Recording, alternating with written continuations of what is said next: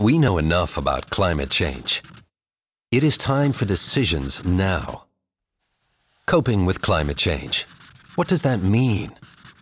Climate has always determined how we live, and when it changed in the past, we adapted. So, what's new about adapting to climate change today? Shouldn't we focus on other challenges, such as education, unemployment, and economic development? Sure enough, the climate has always been changing.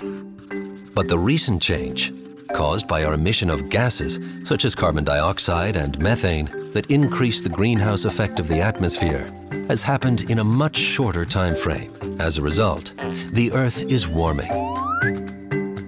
This change in our climate is already leading to significant impacts. Glaciers are melting faster than expected. Sea level is on the rise. And it's very likely that droughts and extreme weather events like cyclones will become more frequent.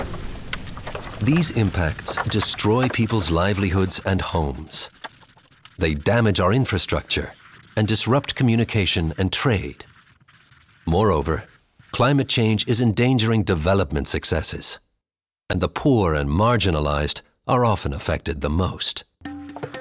Okay, climate change is evidently taking place.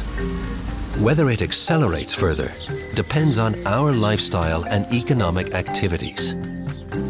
So, is it all about reducing carbon emissions?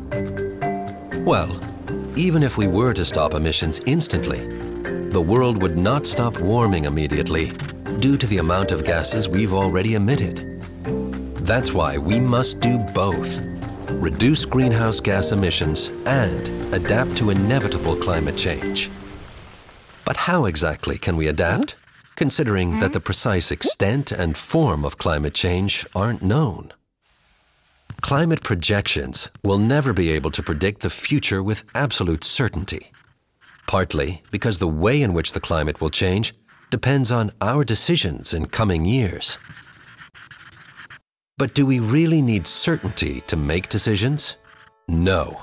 We routinely make decisions based on experience, facts, or insights available to us without knowing exactly what the future will bring. And while we don't know everything about future climate change, we know enough to act.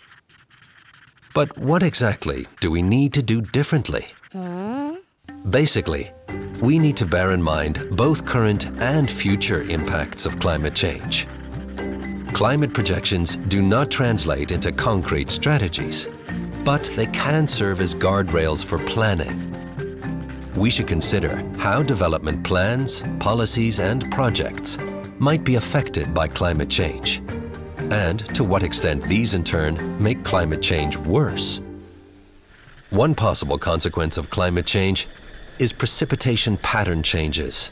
These may lead to both droughts and extreme rain, sometimes in the same place. We should ask ourselves how a land use plan must be changed in order to remain flexible in reacting to future challenges. What adaptation measures can help to minimize effects on the local economy and people's livelihoods? Coastal megacities worldwide are threatened by the adverse consequences of sea level rise and extreme weather events. But what does an urban planner need to consider in order to make these cities climate resilient? What are the most suitable adaptation options? Clear criteria like urgency, costs, and political and social acceptance can help to prioritize adaptation options, such as flood preparedness measures, improvement of drainage systems, wetland restoration, and coastal management. Adaptation is a learning process. We all need to continuously improve our adaptation strategies, and making climate change adaptation a topic at all levels is important. There are many resources available that can support these activities, such as online information platforms like CI GRASP. We need to reduce greenhouse gas emissions and adapt to the impacts of climate change. And we must start acting today, together. Involve decision makers. Increase understanding about climate change. create awareness about the need for society to adapt. These are important first steps. Preparing for possible things to come is much better than bearing the impacts of climate change without any protection. We know enough. Now let's adapt.